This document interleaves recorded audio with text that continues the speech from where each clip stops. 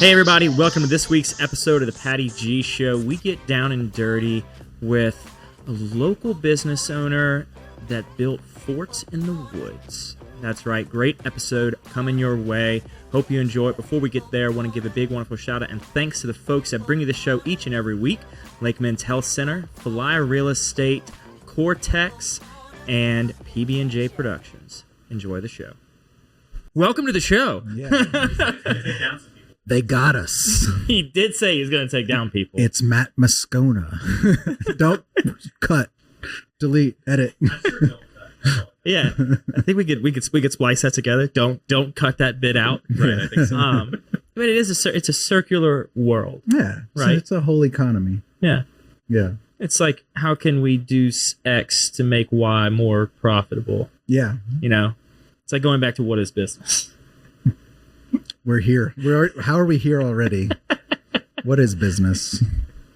Well, see, I figured you start out there, and then we kind of tail it off. Okay, let's do it, and then figure out where we go from there. I'm more of a chaos theory kind of person. I don't think anybody has a plan. That's what I'm starting to realize. No one has a plan. We just figure it out as we go. People are just winging it the whole way. And those that say they don't and have a plan. Yeah. I don't trust those people, honestly. No, was it Muhammad Ali? You know, everyone's got a plan until they get punched in the face. Yeah. It might have been Mike Tyson. I don't want to correct you. No, you're correct. I think it was Mike Tyson. I don't know. I had the M right. Yeah, no, but the question is like, and I don't know when we're rolling, but I'm just talking now. But whenever, so like you see, you know, we talk about like we sell a product or a drug to a market. It creates a side effect that maybe nobody saw coming, and then we sell products to that side effect. Was it a plan, or was it just how the market's built? You know, is it just the market addressing a new need? That's the question, you know. Does that make sense? It does. And I think in the recent cycle that we've really seen a strong impact on that for some of the more known and publicized medications. It's been more happenstance. Yes. It's been like, well, the side effect of this is that, and then somebody was twiddling their thumbs or throwing a rubber band ball at their chair and said, wait a minute, why aren't we marketing this that way? Why aren't we pushing this that way? There's a market for this. There's a market that would buy it for this different reason than what we initially thought we were solving. Right. Which, I mean, you've got a variety of businesses that could happen. So you could start out, you know, doing a lunch service and find out that dinner is really what you need to be doing. But it's like for the drug world, it's, we're trying to solve this problem, so we're going to give them this medication. Oh, well, a side effect is you have this. Well, if that side effect has a whole addressable market, it creates an opportunity that's bigger than the other market. Surprise! We unlocked the real opportunity. Yeah. And it's like, that's the game. I talk about this all the time. It's like, that's the game we built for ourselves. We built that game board. Right. That's the board we're playing on. And, you know, you can argue, is that a good game or not? But it's the game we're playing. It's the game we're in, nevertheless. Yeah. Like, it's whether it's good or bad, or how do we stop it? Do we want to stop it? There's none of that anymore. It is, here's the reality of the game that we're playing. What can we do to best maximize it or minimize the threat of whatever it may? How do we maximize the positive, minimize the negative? Because it's already here. I know. Like, we're not going to unpave the road. And how do you even measure, is it a net positive or net negative? All of these things, you know, it's like, we're so heady so fast in this conversation, but you know, it's like, is this a good thing or a bad thing? It feels like it's probably not a good thing a lot of the time, but also like, who's to say, you know, because if you zoom out and you look at like if you look in 100-year windows, you could argue that it's a good thing, you know, that this game board we built has created a lot of positive value, positive outcomes, but in shorter views, you can argue that it's a net negative. So, you know, it's like, which perspective do you want to look at this through? Well, I think the perspective that we always look through it with is that shorter lens. Like, we have developed to a point where we don't have the attention span to look out 100 years anymore. Yeah. like it's like you listen to people and they're like, oh, we're gonna grow and we're gonna expand our business to X, Y, and Z. We're gonna offer this product, and it's like, okay, but what's the long-term effect of that product offering? What is that gonna have for generation? People aren't thinking generationally anymore. Yeah, at least not in the West. I think I don't know. I'm speaking from such a place of ignorance, but I've read things about different cultures, and especially like Eastern cultures have philosophies and approaches to how they make decisions that are much more long range. Like, yeah, they're thinking generationally. They're thinking about consequences for their children's children, and generally we're thinking in very short windows out here.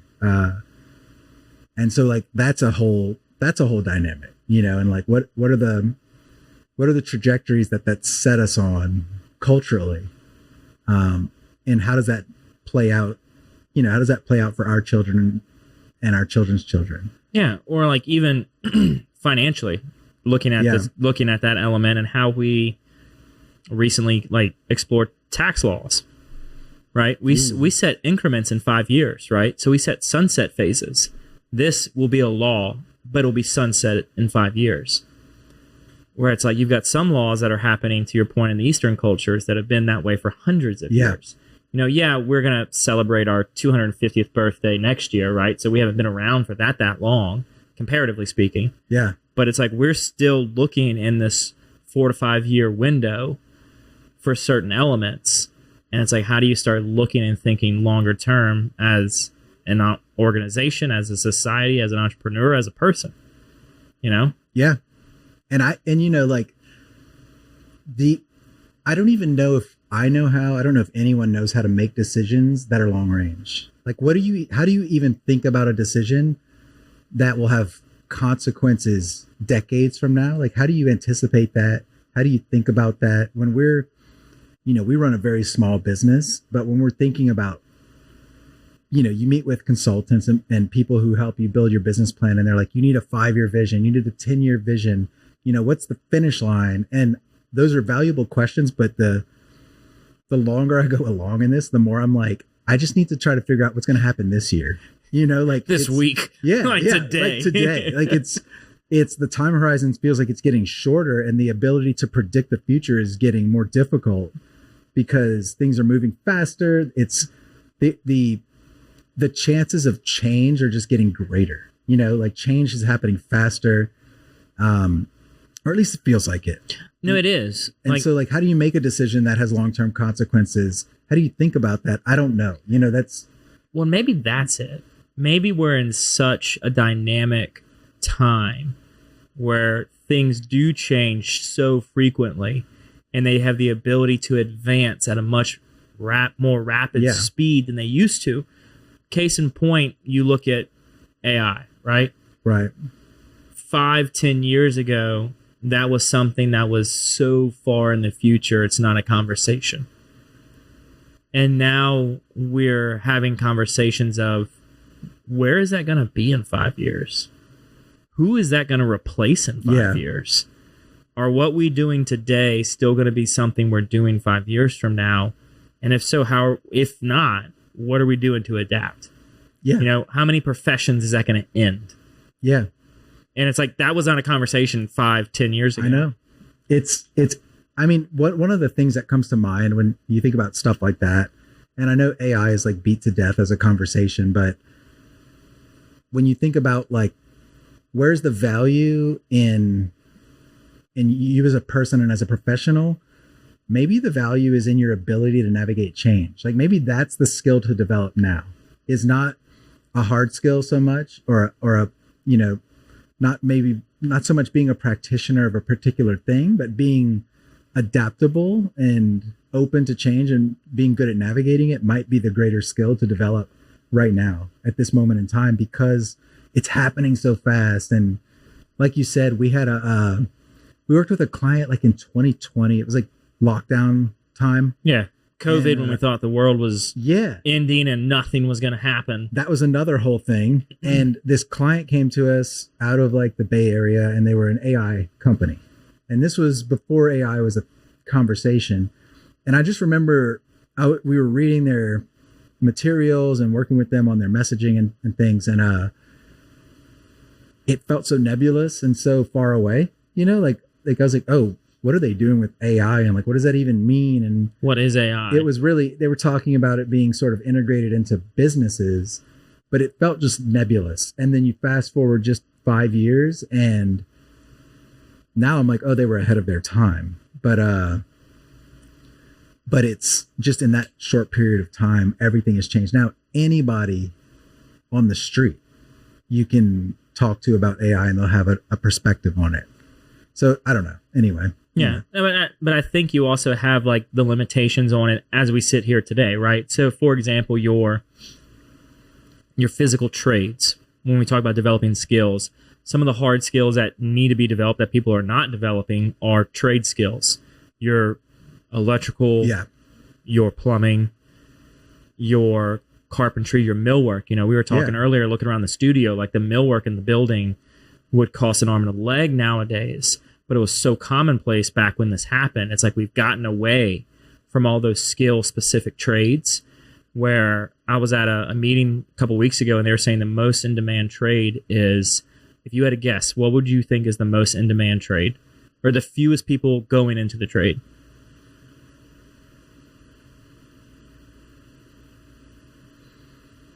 Oh man, I'm going to say plumber. No. Top 5. Elevator technician. Elevator technician, millwork. Yeah. Electricians and plumbers. Yeah. And welding. Yes, that's your top 5. Yeah. Like that's an opportunity. Like if you're somebody saying, I don't want to go down the technologically specific route, and it's like, well, people have to build these systems. Yeah. People have to build the tangible things that you're going to operate and conduct your business in, and those are going to be extremely, and already are, lucrative jobs. Right. You got, I think it was a couple months ago that you had plumbers posting on billboards, $10,000 signing bonus just to come and be a plumber. And it's like people are turning away from that now because technology is all this push. Like, oh, go do all this techie stuff. Right. Go do this social world, and you don't have to do all Right. this. And it's like, well, yeah, but that's such a short-minded thinking, right? So it's like, okay, you get rid of all your social channels. What do you have? Right? If you're an influencer on that, and that's what you live and breathe, that's what you made your career. But if you're an electrician, well, we still all live in buildings. We still all live in facilities. Right. It's the physical world. Yeah. It's like, guess what? The toilet's going to flush every day. Like, and if it doesn't, you're going to call somebody. And if it doesn't, we're going to have a problem. And like, that's like I have a friend who works in like the sewer business. Mm-hmm. They do all the inspecting of the sewers and all that stuff, but I envy the stability of their business. It's like that business is not going anywhere. And I see the environment they operate in is so stable, and it's predictable, and it's always there, versus the environment we operate in is like, it is just it's like a waterbed, it's squishy and it's changing all the time. And part of me envies that, and part of me knows that I would be miserable in a business that's like that, because I like the change. But it always occurs to me like, that's not going anywhere. None of this physical stuff isn't really going anywhere, and we just look right past it, and that's another conversation that's really big right now, is just the trades. And like, I don't know, maybe the next generation is going to, the pendulum swings back to physical trades and things like that. I think it has to. It has to, and if the market is as responsive as it's designed to be, it will. It has to, because you've got people becoming less and less patient, which means if they're less and less patient, the demand's going to go up for building those physical assets. Right. And because people are going to want to get into them. They're going to want to redo their houses, build new office complexes, build cities, whatever. And the demand's going to go up, and then the comp is going to follow. which it's already above a Yeah. lot of jobs. I know. It's insane what you can make in some of I these know. specific trades, but that's going to continue to go up because the demand's going to be there, and then no one's going to be around to do it. So people are going to organically, that were like tiptoeing in that digital world, are going to just peel off and go. Yeah. But it's going to take some type of massive swing to get there. Yeah. You know, so talking about the waterbed and the squishiness of y'all's environment that you live in, what is your environment that you live in? I mean, my professional environment is marketing and tech, which is like, you know, I don't need to explain why that's volatile. Yeah, that's basically it. You know, that's what I'm referring to when I talk about a squishy environment, is like the professional environment we're in it's the thrill of it. You know, it's like you're always having to keep up. You're always having to try to stay ahead of the curve, and it's very difficult. And it's a little bit addictive, you know, it's a little bit enchanting, but it's also exhausting. It's also very challenging. And there are times, you know, when you look at the stable, the dry land, the island over there, and you're like, you know, I just want to hit the shore for a little while and take a break.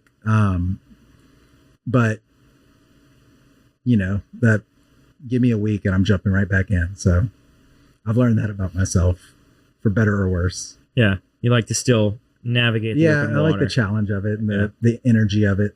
But yeah, man, that's very heady conversation, but that's where my head is kind of always at. Is I'm trying to learn to pontificate less. You know, nobody wants to hear all that all the time, and be more pragmatic in my approach. And maybe that's just like my midlife crisis phase or whatever it is that I'm in right now, but trying to be more pragmatic about bringing my thinking down to earth, you know, taking actionable steps and ordering my actions with more discipline. And so that's the phase I'm in right now, is applying more structure and discipline to, I think what are more of like my natural strengths are the impulsivity and the spontaneity of our industry.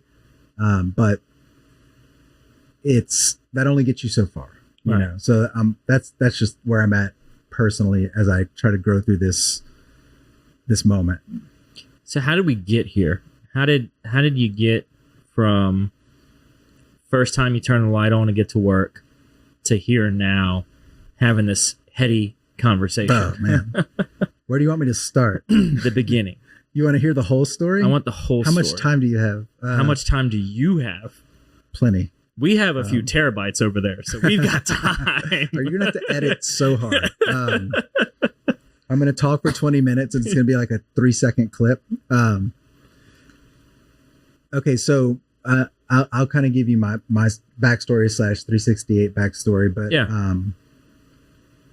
So I grew up in New Iberia, which is a bayou town south of Lafayette, Cajun country. I grew up in the woods, in the water. Making hot sauce. Yeah, basically. Right down the street from Tabasco. That's our claim to fame. And I was like this kind of like I had a split trajectory in my life as I like entered high school. I either wanted to be a Nat Geo wildlife photographer, because I love being outside. I love camping and all that stuff. Or I wanted to do something with computers, because I also liked video games. And me and my best friend, we would make websites with HTML, like back when those days, you know, like late 90s, early 2000s. Right. And we would make these websites about things that we were excited about, like hobbies and stuff. And so that's like the origin story. And what I learned, like one of the things that drives me is the internet. Like for somebody raised in a small town in South Louisiana, where growing up in New Iberia, you have limited options. It's not the most hopeful place. But when the internet kind of came to town, for lack of a better word, it opened up so much possibility in my own life. You know, like I was able to join forums where I could learn about new things, like things I was interested in. You could connect to communities. Like I had like digital pen pals all over the world. I had a really good friend who lived in Oman. Where is that? It's like Middle East. It's a wealthy Middle Eastern country, which I learned later.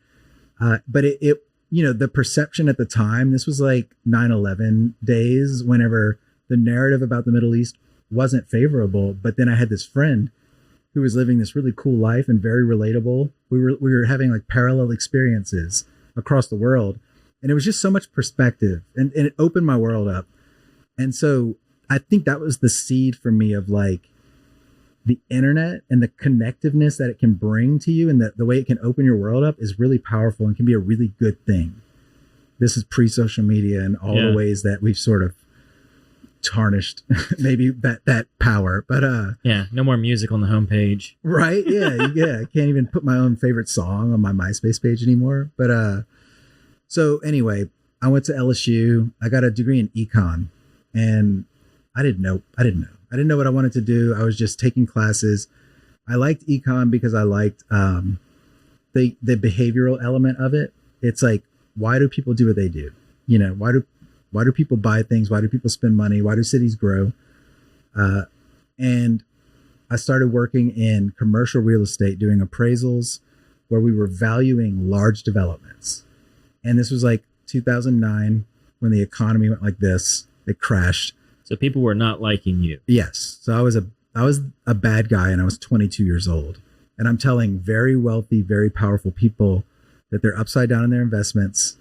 And I am getting an earful, you know, from these people. And it was miserable. So I started designing the reports, the data we were presenting. I was making it look really nice. So I'm like, hey, look over here. It's very pretty. Yeah, it's not me. It's, look at this pretty picture. This is the data. I'm just the messenger. And my boss at the time, really, he liked how I was making the reports look really good. It was making the communication more effective. And so he started getting me to do more design work. I started freelancing. And meanwhile, Nick, the third partner at 368, he had just moved back from India, where he was running a development team for Bank of America, working in the corporate world as a software engineer. And neither him nor I loved our job. So we basically said, hey, let's quit our jobs and start making websites for people. That's a very long story short. Welcome to the brand new Falaya mobile app. We took all the same tech that's helped hundreds of people sell their homes themselves and packed it into an easy-to-use app for your phone. When you download the Falaya mobile app on either the Apple or Android App Store, you'll immediately be able to see the power of this game-changing tool. From the seller's dashboard, you can navigate to all the information that you need. We intentionally separated everything into key groups, such as tasks to be completed, buyer leads for your listing, and contact information for everyone involved through closing. When you get an offer on your property, you can simply review and respond all within the app. No matter where you are in the world, you'll be able to monitor everything that's going on with your property from listed to sold. It's truly the power of Falaya in the palm of your hand. Download the app and see for yourself. Falaya, it's real estate reimagined. And that was like the very early origin of the business. I don't think we ever used the word entrepreneur once. We weren't plugged into that world. We were just like these people who wanted to do something besides sort of the corporate hamster wheel. So we started making websites. Fast forward 5 years. We were.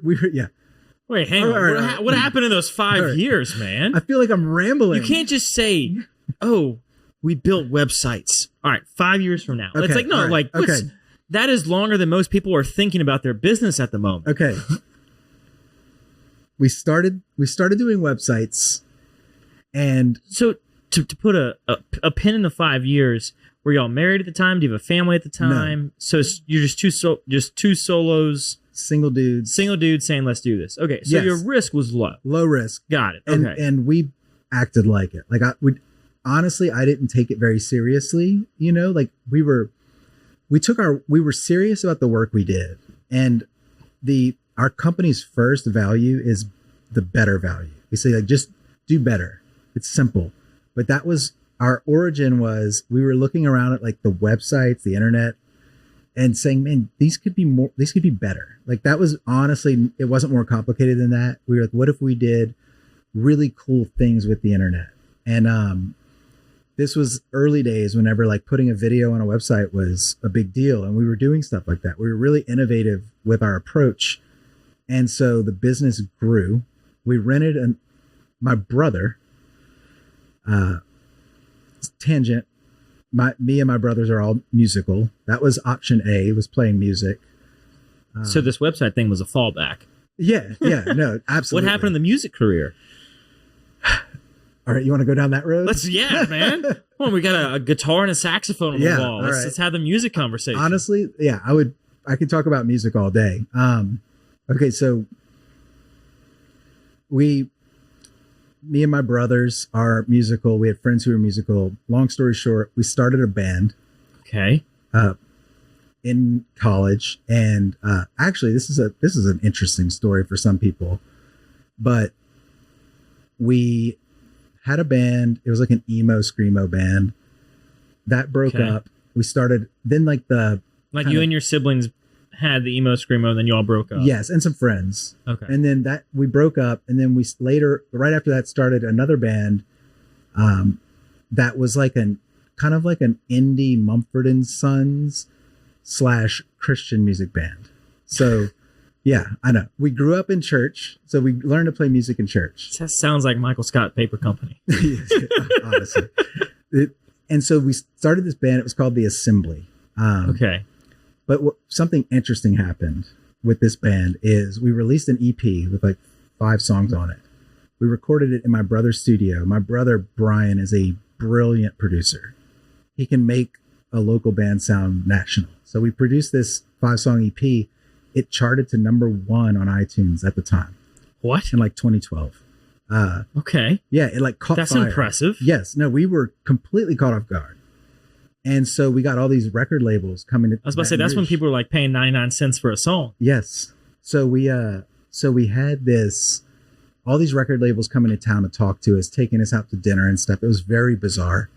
And this one record label said, hey, we're going to fly you guys up to Seattle. We want to do a showcase, which means we go over there and play a song. On one of the songs on our EP, we had a guest vocalist. Her name was Lauren Daigle, who's a... What? So you know who that is? I know who Lauren Daigle is, yes. Yes, so she was a friend of ours at the time, also a musician trying to make it. So we had her as a guest vocalist on one of the songs, and the A&R rep from this label said, hey, who's the female vocal on this track? I said, oh, that's our friend Lauren. He was like, bring her along. Like, she's great. So we brought her along. We get to Washington, and we're there for a few days. We're going to do our showcase to the record label. Our singer, Chris, his appendix ruptures. Rush him to the hospital so he doesn't get to showcase. So y'all showcased Lauren Daigle. Yeah, so long story short, Lauren Daigle gets signed. And y'all on this trip. Yeah. No, we're nothing but happy for her. Yeah, at the time, obviously. we were a little bummed out. Yeah, like we brought you along with us. Yeah, you know, the guest vocalist. She didn't need us. No. The truth is she did not need us, but we were right there. Like, we were part of the story. And it was honestly like hard to stomach at the time that, like, man, why did this happen? Like, it just happened this way. She gets signed and just blows up, which just is like, whoa. And after that, you know, we had an honest conversation with the label, and they were like, look, if y'all want to make it as a band, they were like, it's one thing to be Lauren and be like this enigma solo artist, but to be a band, like, y'all are going to be driving a van from town to town, playing tiny shows and grinding to try to build your audience. And we just said, you know, like, no thanks. You know, like, we weren't that committed. So that's when we started the website. Long story short, the website company was kind of like my fallback to if music didn't work out. And I was doing both at the time, but that's how it ties into my brother had a recording studio because he was trying to make music a career as well. And he was succeeding. He had an incredible studio in Industrialplex. And we rented a closet in that studio. And that's where we started the business. I would make websites in the day. I would play drums at night. like studio session drum or whatever. And those were the days, man. Those are those early startup days, you know, where you're just working all night and you don't have a care in the world and you're just doing it for the love of the game. And that was the origin story. And then we kind of built the business slowly over a 4 or 5 year period. There was a whole like section there where this private equity company came from Chicago. Okay. Tried to buy us, and they were, you know, just whining and dining us, and it was very appealing, but ultimately it didn't feel right. The terms didn't look right. So we walked away from the deal. And that's when Kenny approached us and said, "Hey, I've got this presentation company. Y'all have this great marketing website company. You know, look, what if we did this together?" And that's when we merged in 2016 and created 368. So that's like the messy origin story. Kenny had already been a friend because our offices were 368 feet apart from one another, which is where the name comes from. That's where the name comes from. Okay. So his team and our team were already like hanging out, go-kart racing, putt-putt, whatever, you know, pizza parties. So it was very natural. And we merged and we said, let's do this together because like it's hard, you know, and this is way more fun doing it together. And so that's and 368 was born. And in 2016 is when we took it seriously. That's when we actually were like, this is a real business now. So how long from origin to serious? Origin 2011. So 5 years. So for 5 years, y'all were just... Yeah. And I mean, we were doing it, but, and maybe this is totally just my perspective. I don't know if Nick would agree, but like prior to the merger, it was more of a craft for me. I really liked designing. I really liked doing the work. After 2016, it became a business. Now we have to build a sales engine. Now we have to, you know, track revenue and like have a business plan and those kind of things. Like I switched gears mentally from practitioner to business owner, if that makes sense. It does, yes. Yeah. And so since then, you know, the story continues. So I don't know. Yeah, there's so much to say, continue the story, man. Like, okay, so 2016, y'all merge and you make 368. And now you've got this presentation company and this website company. How do you combine the two in a way that makes sense for consumers? Yeah. So this might be interesting to people who are listening who are trying to build a business, but a really good growth strategy for a business is to find a wedge. Like I call it land and expand. So how do you get in and then how do you grow into the businesses, especially when you're like a business to business company like us? So our land and expand strategy in the early days was Kenny had this roster of presentation clients, and it was like, the list was mind blowing. It was like TED, NASA, General Electric, Paramount Pictures, you know, the list goes on. And we were a local company, you know, we had some cool clients, but they were mostly in this region. And so when we got in with Kenny, the first thing we did when we merged is Kenny said, me and you are going to New York and you're going to meet our clients. It's like, let's go. And I'll never forget, this is a classic Kenny story. So he's like, we're going to New York, you know, meet me at this address in Manhattan at this time. And we had separate flights for whatever reason. And so I'm flying to New York and I'm wearing like pajama pants and like a hoodie and a beanie. And my hair is like down to my chin and my beard is down to my chest because I was about to go on this big backpacking camping trip and I was just letting it rip. And in classic Kenny fashion, he's like, meet me at this spot. And I text him and I'm like, do I need to change or whatever? He's like, no, we're just going to grab dinner. And I get the taxi, drops me off at the address, and I look up and it's a Michelin star, like suit and jacket only restaurant. And I look, and you're in pajama like pants. I rolled off the street. And they're like, sir, no, the shelter's down the road. No, exactly. I walk in and the guy, like the concierge, whoever, looks me up and down and he said, hey, come see. And he walks me over and he has a closet of jackets. And he's like, you're going to have to wear one of these. And you're going to have to take off your beanie. You know, my hair was stuck to my head. It was just, I was instantly mortified and furious at Kenny. And all at the same time. Yeah. And I go in and of course, Kenny's sitting at the table dressed great, looking great. And I was just like, dude, come on. And he's like, what? This is no big deal, just blowing it off. And we had a great dinner. I couldn't enjoy it because I was so self-conscious, but it was. You're like looking around. Everybody's like, oh, he's wearing one of the jackets. He's wearing one of the jackets. Yeah. Look at this guy. Look at this charity case. And so that was like, and if Kenny were here right now, like we laugh about that because that's our dynamic to this day is like, we're just different like that. I'm self-conscious about things. I'm aware, and he's just like blow and go, like fearless. And so, yeah, we went to New York. We met all these clients and grew them. We picked up, like Edelman is a big PR company out of New York. We landed Edelman. So we were doing a bunch of work with them. And we had this really unlikely client roster for a Baton Rouge company, a small Baton Rouge company. And it really helped us grow fast. It helped us learn fast and like really elevate our work to a national standard. And we sort of carry that to this day, like that mindset of like punch above your weight class, be fearless, don't be afraid to walk into the big rooms and know that you can stand up to the people that have the pedigree and do work on that level. And, so far so good. So was there ever an issue of proximity for the clients? That's a good question.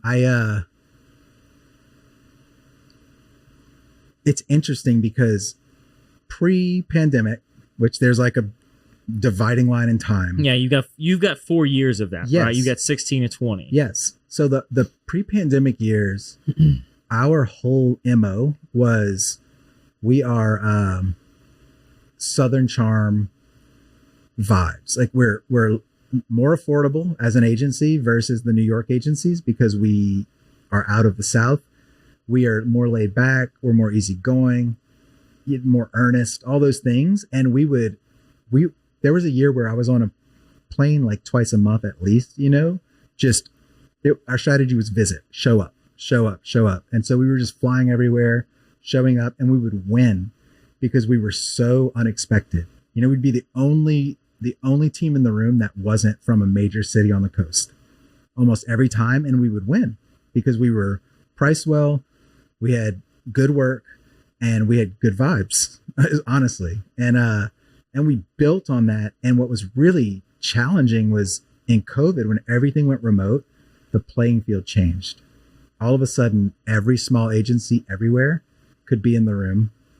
It didn't matter where you were from. So that Southern charm, sort of where the unexpected underdog angle was tougher to manifest. It was tougher to bring that energy when we couldn't be in the room and stand apart. And so we really had to adapt and change our strategy at that point to reflect like the new norm. And to this day, that's the case. It's like, I think we're getting back to some sort of balance of we're traveling more. And now when we show up, it does bring a little more gravity, but we're just getting back to that now. This episode of the Patty G Show is brought to you by Cortex.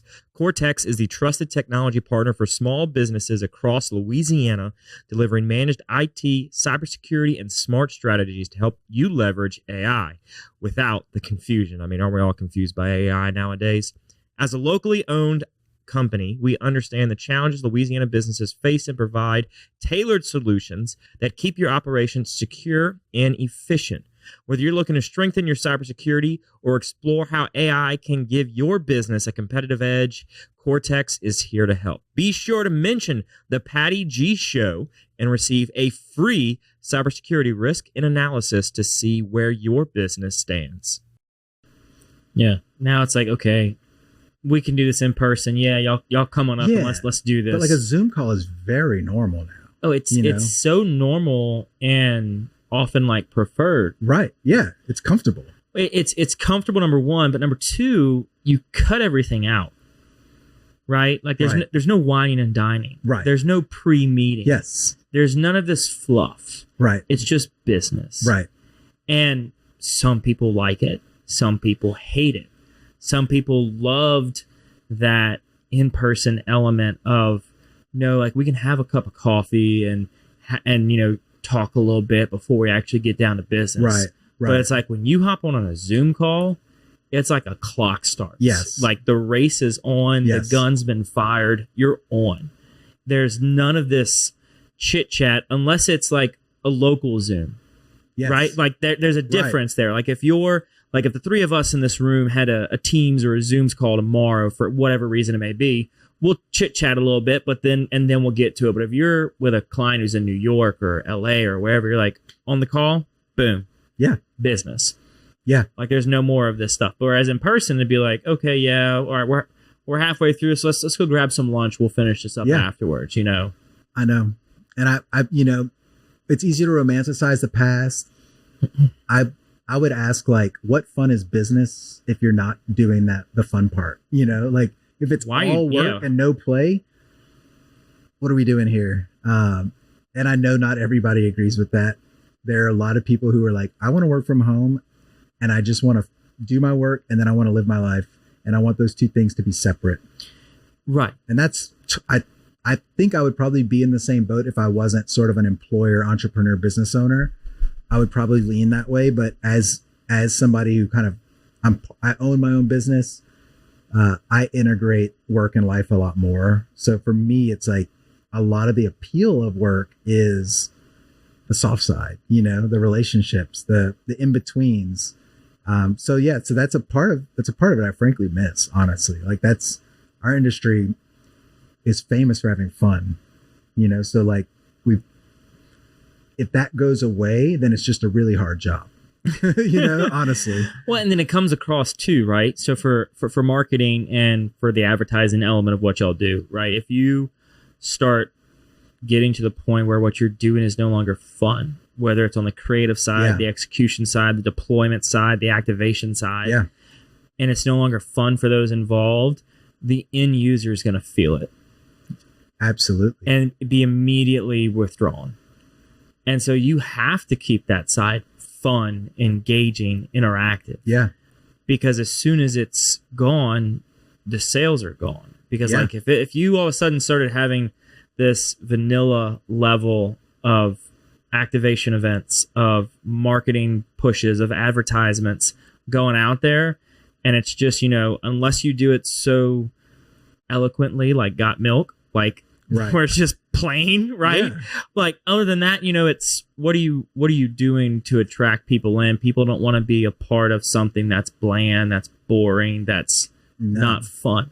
Well, do you know how the Got Milk campaign came to be? I do not. So it was done by I'm blanking on the agency now, but I took their master class. But the Got Milk idea came after hours. So they were hanging out around the office and they were just goofing around, and you'll have to YouTube this to get the full story. But essentially, like Jay, see if you can search it real quick. Yeah. Pull it up, Jamie. So IC's on it, don't worry. So but it was like a silly idea, and they were like, well, the Got Milk isn't proper grammar. Like that doesn't even make sense. It's like that's not how you would write that. And they were like, yeah, but it just feels right? It's like silly, but it makes sense. And it was like the side idea. They had a bunch of developed ideas that they did with their processes. Got Milk was a side idea, and the rest is history. Well, and I don't even know it wasn't even for a specific product. I think it was for like the milk lobby or something. That's what I'm saying. I think it's just for like milk. Like the dairy industry as a whole. Yeah. As I'm saying, it's like they weren't even just like, oh, you know, like Klein Peter, Borden, you know, it was just like Got Milk. Yeah. You know, like, and that's all it was. Just to promote dairy. Yeah, exactly. Yeah. And it worked. And then they started having fun with it. Yes. Like initially it was just a, you know, plain billboard, Got Milk, right? And then it started getting like all these celebrities with milk mustaches, and then they started like further developing it because it became a fun thing. Yes. You know, but if it's a generic, you know, hey, here's ABC product, buy it.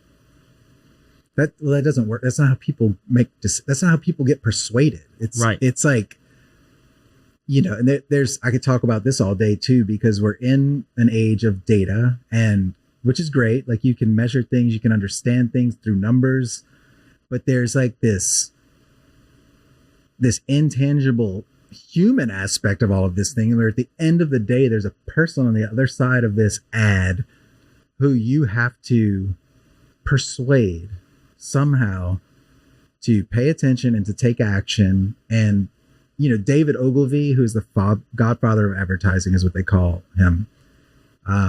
He wrote a manifesto on how to build a great ad agency. And the first rule is have fun. And that's not by accident. That's because that's like the main ingredient of good creativity and creating moments that actually resonate and move people. I think it's born out of emotion, right? Like, and I'm not saying anything new, but it's like, spoiler alert, we're not rational. Like, nobody is really rational. We're emotional. And like, there's a book by Adam Morgan, who's a creative lead at Adobe, and it's called like Sorry Spock, Emotions Drive Business.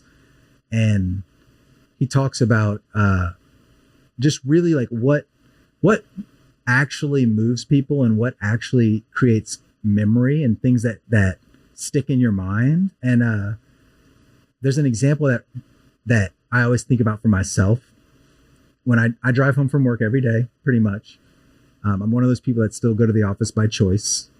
And my neighborhood, when I go into my neighborhood, there's a stop sign, or maybe there's 2 stop signs. I can't ever remember how many stop signs are on the street into my neighborhood. And it occurred to me one day, like, I do this drive every day and I can never remember if it's 2 stop signs or 1 stop sign. And that's because when you're in a pattern and your mind goes into like a familiar rut, your brain quits recording memory to that. It's associating. Just muscle memory at that point. Right, exactly. And you can relate to that. Like, you can get home from work and go, did I stop at the red light? Like, I don't even remember, but on the day that I'm driving home and say like a dog runs out in front of my car and I have to slam on the brakes, or, something wild happens, there's a fire or a car crash or whatever, I'm not just going to remember that moment. I'm going to remember the whole drive. And that's proven through neuroscience, because it basically creates like a different neuro pathway or whatever that creates a memory. And now you can remember what you ate for lunch that day. You can remember what you wore to work that day. And so it's the anomaly effect. Having an anomaly in your rhythms and your routines is what create memory and resonance. And so you can do that through fun. You can do that through fear. There's different ways to trigger that. But, I would argue that we need more fun and less fear. So, what are we doing here? with all the Zoom meetings. So circling back to what is business? Yes, the question of the day. But yes, the in-person thing. And I think it's probably been the last 3 years or so, have always been pushing for like lunch meetings. Now, we can't always do the lunch meetings that Jay and I like to have, where it starts out as a lunch meeting and turns into a 6-hour. It's like a brunch to dinner meeting. Event at a restaurant. I don't know what you're talking. You don't remember that lunch.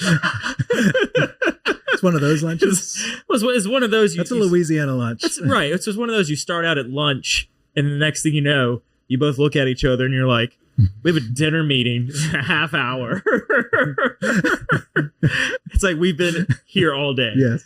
And coincidentally, the dinner meeting ends up being at the same restaurant. It's like you just move tables. That's just strategy. Like, yeah, it was nice. It was very convenient, but it's like that's the how do we get back to a more tangible, realistic version of that, where it's like, we're not going and having these wild lunches all the time, but it's how do we shake things up? How do we get away from the Zoom behind the camera and say, let's not go and meet in the boardroom. Let's go meet and grab a cup of coffee. Let's go meet and walk down the levee. Like, let's throw randomness into this. So to your point, we remember it more. Yeah. It sticks with us more about the meeting rather than just, oh yeah, I had a 3:00 with them and we talked about X, Y, and Z. And my AI translated everything for me and told me what the takeaways were from it.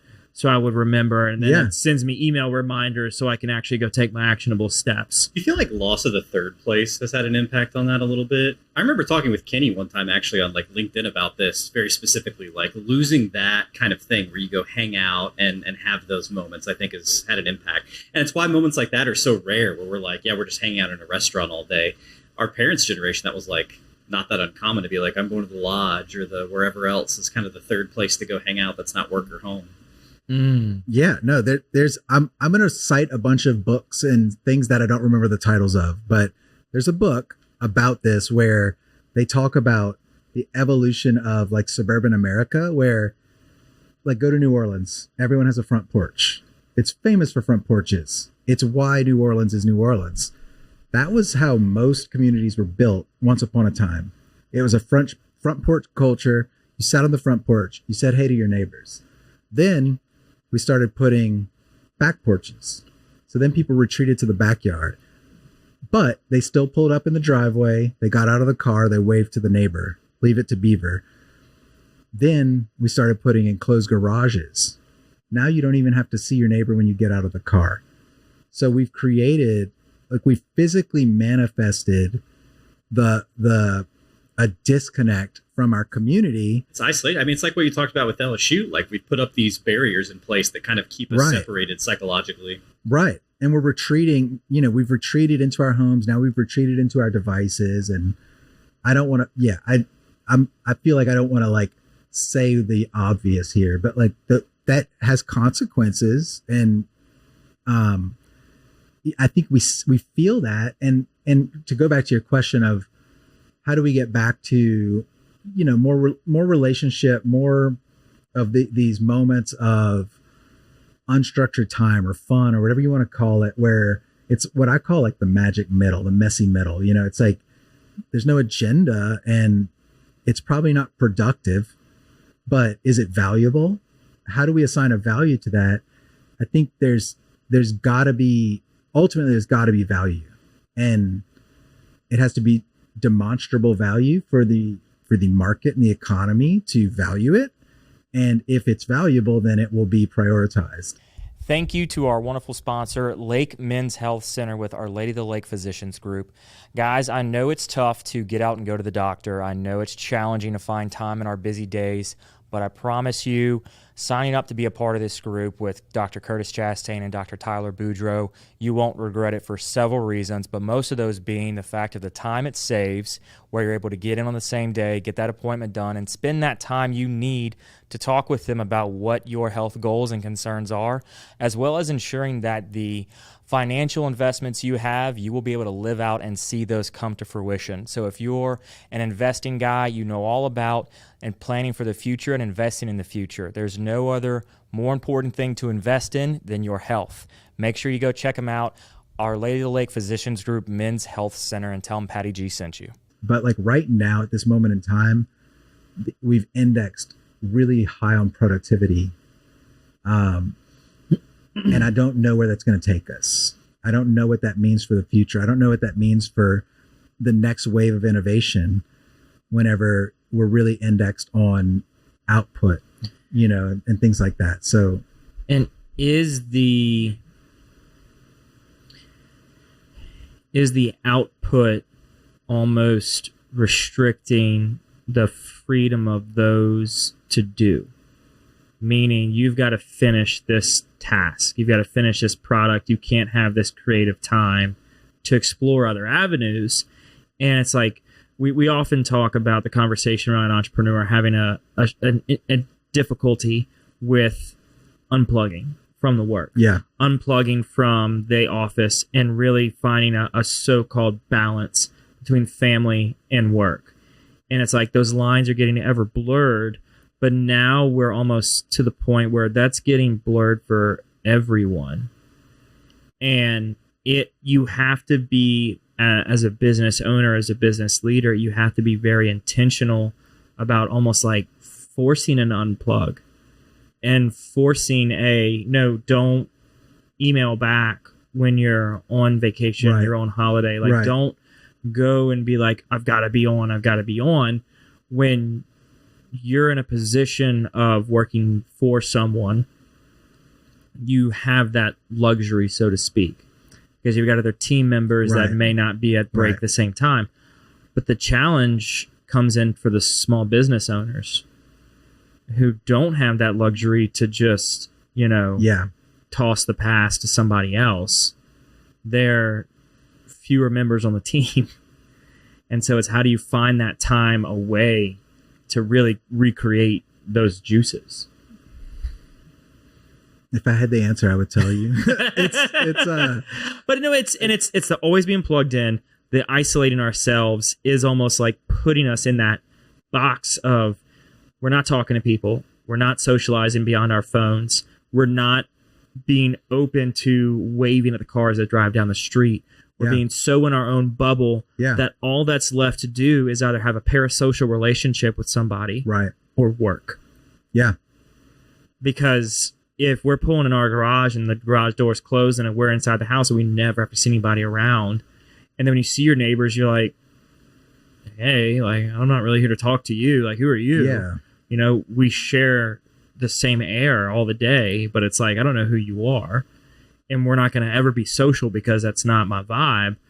You're then just stuck with a world of, well, I should just be productive. Yeah. Or I'm going to be consuming something and further going away. It's like you're always looking at people in a society now where we have to actively be doing something, whether it's consuming something in our phone, a screen, or something, working or interacting with something that's technologically sound. It's like there's no more of this, just go sit on a rocking chair and just watch the cars go by. Right.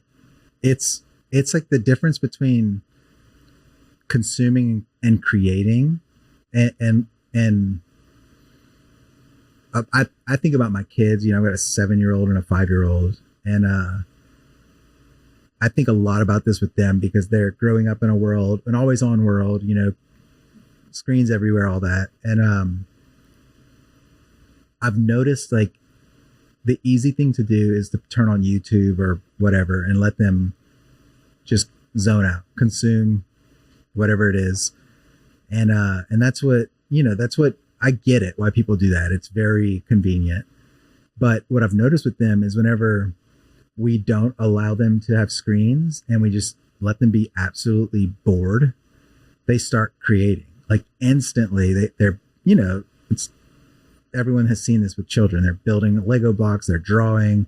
They're destroying my house with their pillow forts and stuff. Yeah. But like, that doesn't go away when you get older. We just tune it out. Like we just distract ourselves, but that doesn't change in people. Like, but when's the last time you were actually bored? When's the last time anybody was actually bored in 2025 when you can just open your phone and consume? Boredom's over. Yeah. It's distraction. And like, we have a whole, I'll pontificate all day about that, but like we have a whole philosophy about that. But I think boredom is like one of the most undervalued ingredients to great creativity, to great productivity. You've got to have that downtime. And where does that live? Where does that live in our world today? Is the question. It's interesting. It takes discipline to get bored, which is sort of, it's almost antithetical to boredom to have to be disciplined to get it, but that's where we're at today. Is like, you really have to go out and seek it. Yeah. Which is a hard thing to do, because like usually it happens when you just kind of run out of stuff, when you used to be waiting at the bus stop or whatever, and you had no phone to look at. You were just bored and your mind wandered and you had to reflect. And you had to like listen to your thoughts. Yeah. And that's, for me, riding my bike is that. Like it's can't look at your phone when you're riding your bike. Well, I mean, you can. You can. Yeah. It's a short bike ride. Yeah, exactly. Yeah. Or they have stationary bikes for that now. Oh God, yeah, Peloton. You got Pelotons now. Which one of their ad campaigns, which killed me, was be the envy of your Zoom meeting. So they were framing it as like you're Pelotoning while you're on Zoom. Yeah, like look how fit I am. I'm taking a Zoom call while I work out because that's what we need. You know, that's what we need, is to be able to make sure you're working all the time forever. But it's like, couldn't work out. That's where we're at. But that's so unhinged. Like, who would hire or like want to work with somebody if they showed up in Zoom and they're just sweating like on that exercise? Yeah, I know. Bike? Talk about an intense meeting. Like, whoa, hey, all right there, Jay. Like, man, tone it down a little bit. For some reason, I picture like Ben Stiller with a mustache, just like super intense on a bike. I don't know why that's who comes to mind, but like just a maniac. Maybe. Yeah. Dodgeball or like like Happy one Gilmore of those 2. characters. Yeah, exactly. Like, Happy, welcome. Yeah. Just a maniac on the Peloton, like leading a Zoom call. But that's real though. That's where we're at, you know? So I don't know, you know, it's existential. It's that, like, you know, the lovely phrase, you know, marketers always ruin it for everybody. Wait, what is it? Marketers or advertising always ruins it for everyone. Yes, absolutely. And it's like, that's case in point right there. Yes. It's like, when you take a step back and you allow yourself to reflect on, like, okay, what are you trying to show here? Are you trying to show that you can be fit and work? Or are you really exposing the reality that we all know and live, is that there is no time to work out, so you have to work out in your work? It's like, what are you chicken really or egg, doing? right? It's chicken or egg. It's yes. like, yeah, but like what's happening here? It's really, I think if you, going back to the early conversation, like if you zoom out in longer time horizons, this is going to be a case study one day on how broken culture was, you know, or you know, like people were having to multitask. They were eating lunch, working out, and taking a meeting all at the same time because they were hyper productive. And it turns out that wasn't great. You know, I think that might be the headline in a college class another 25 years from now. Or it continues.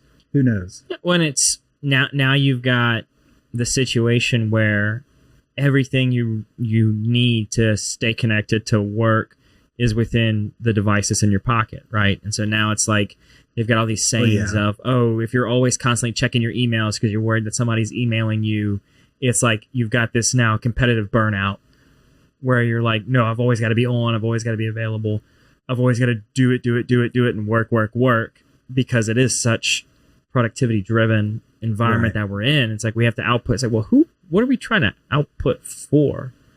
Like in some roles, it's like some roles, like, what are you trying to do?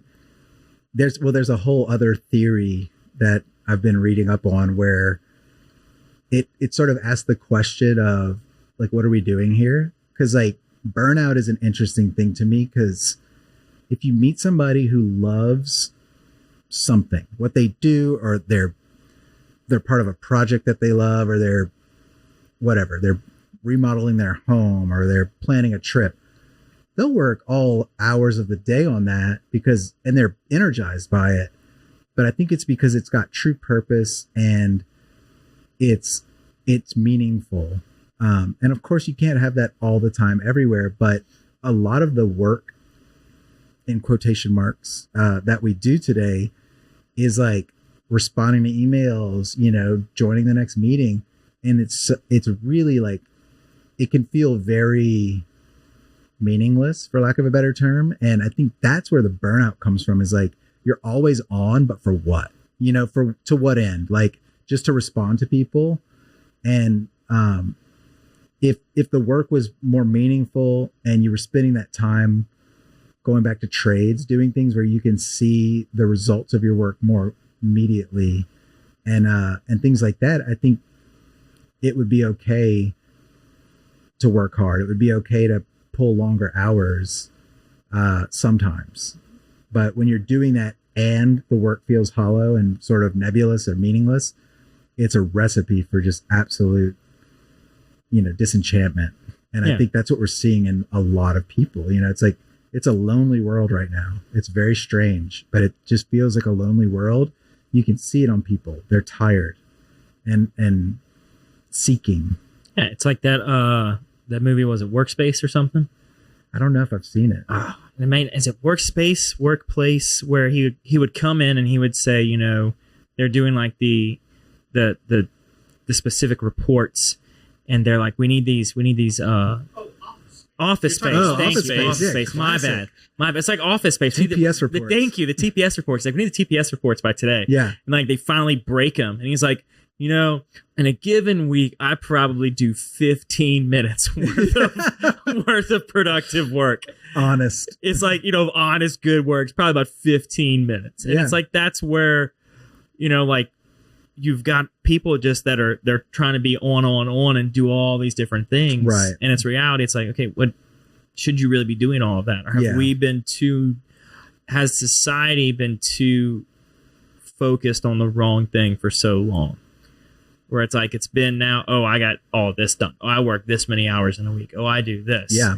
As opposed to, oh, you know, like, I got to bring my kids to T-ball, or, you know, I got to coach the little league team. It's like, you know, I'm involved in my family's life, not so much involved with like, oh, I got all these projects out this week. It's like, well, yeah, but what'd you sacrifice for that? Oh yeah, you know, I don't know what my house is like right now. You know, it's like, yeah, it's the how classic. the values have shifted over time. Yeah, I know. And I really admire, I have a friend who started a construction company, and he spends so much time coaching his kids in sports and doing things like that. And I just admire it. I'm like, I'm so impressed with his ability to prioritize those things in spite of what I know is probably a very stressful environment to build a business and all the stuff that comes with that. But choosing that is rare. It shouldn't be, but it is. And it gives me hope, you know, that there are people out there that are still doing it. And, but yeah, you can imagine the, sort of the crisis of conscience that we get as a marketing agency in this environment where, you know, ad agencies ruin everything. They're the worst. Ads, nobody likes ads. 0 people like ads. And we're in that industry and having to reconcile, like, how do we leverage this power for good in a world where it's asking for the opposite most of the time? You know, like, how do we bring good to this? And that's what we're trying to do, you know, with our work, is be additive, not extractors, because advertising is really just it's extraction. You're mining the culture for dollars, essentially, right, at the end of the day, and for attention, which it ultimately manifests as dollars. And we constantly ask the question of, like, how can we be additive? Is there a way to give before we get? And you know, I hope people see that in the work we do. You know, it's tough, but, you know, I think there are ways to do it.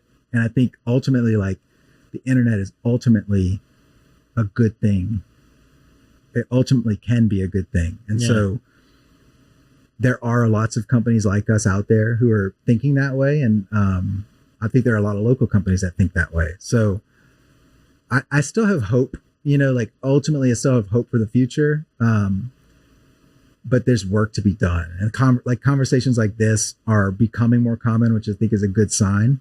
People are picking up on it, but there's work to be done, and it's going to require, like, a lot of the whole value chain in the market, you know, from, like, the stakeholders and investors at the top, all the way down to the small businesses at the bottom, to the policymakers, to the parents, the teachers. Everyone is going to have to reprioritize. You know, we're going to have to shift our priorities as a culture to navigate this, or we innovate our way through it, and AI makes us all have a million free hours of time, and we just do whatever we want. But we'll see if that comes to fruition. See where that's going. So as we start to wrap up the show, we have a set list of questions we ask every guest. So the first one is, what is something you did as a kid you wish you could still do today? Ooh, I love that question. Everything, except junior high. When I was a kid, me and my friends had a place called The Club. It was just called The Club. And we'd ride the bus home from school. We'd get off the bus. We'd hop on our bikes. We'd ride about a mile down the street to another neighborhood. We had a canoe tied up on the bayou. This is going to sound so Cajun. We had a canoe tied up on the bayou. We'd hop in the canoe. We'd paddle down to the sugar mill where they refined sugar. And there was a huge section of woods adjacent to that sugar mill. And those were our woods. Nobody could get to them because it was an industrial mill and a waterway. And then just this sliver of trees. And we would borrow lumber from the sugar mill when they weren't looking and build tree houses with that lumber. And we had like this Swiss Family Robinson network of tree houses and trails and rope swings. And it was like a paradise. That's pretty cool. It was the coolest. If I could gift that childhood to every kid, I would. And that is like my happy place to this day. Like if you're with like a therapist and they're like, go to your happy place, I'm at the club. And I wish, I think when I go camping and hiking, I'm really chasing that place. And so I don't know if that answers your question. No, that answers the question. Go exactly. to the club. Yeah. Go to the club. I love that. You've done a lot over the course of your career so far between music, website development, and now in the marketing space. What are like 3 lessons you've learned along the way?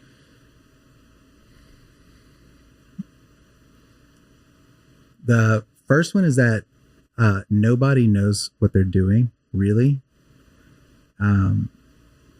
There's a book called Feck Perfection. I had to be careful saying that. Yeah, you got to slow down on that one. But recommended reading. It's about that principle of like imposter syndrome and all of that. So that was a big lesson for me. Getting exposed to those larger brands early on was really eye-opening for me. That you just because you are younger or have less experience or come from a smaller town doesn't mean you can't bring value. It doesn't mean you can't deliver. And people need to know that and believe that.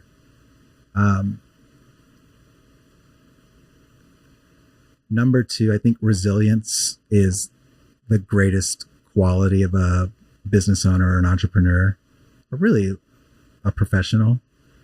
Just be unkillable.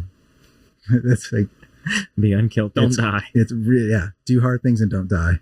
And a third one. Can I think for a second about this? Man, there's so much.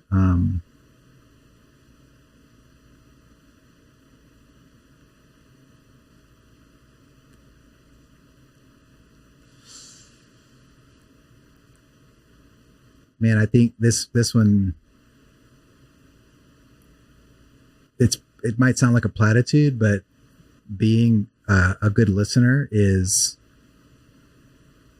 maybe the number one skill that you can develop, is like the ability to truly hear somebody and respond to their needs, and don't hear what they're saying, but hear what they're saying, hear the message behind the message is a great skill. And the people that are good at that can go very far. So maybe those are the 3 that come to mind right now. Oh, I love it. Yeah. What is something you love about Baton Rouge? Specifically, Comete Mountain Biking Trail. That's my happy place. Comete Mountain Biking Trail is my happy place in Baton Rouge.